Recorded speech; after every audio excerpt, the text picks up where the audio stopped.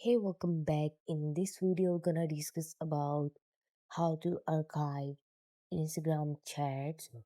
So you have to make sure your Instagram application is updated. Now open your Instagram, go into messenger icon which is in the bottom, sorry, upper right corner. Choose the chat which you want to archive. Go into the profile of the chat. Tap on three dotted lines. Here you can see that there is no option right here to archive your chat.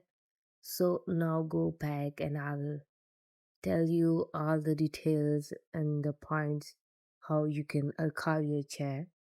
So go into your three lines which are in the upper right corner.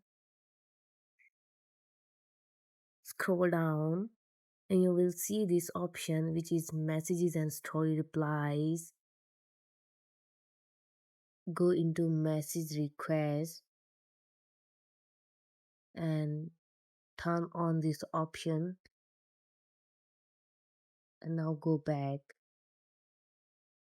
go into messenger icon again, choose the chat and scroll it slightly from left to right. Click on this option, and in this case you can archive your chats. I hope this tutorial is very helpful. Do like, share and subscribe the channel. Thank you very much.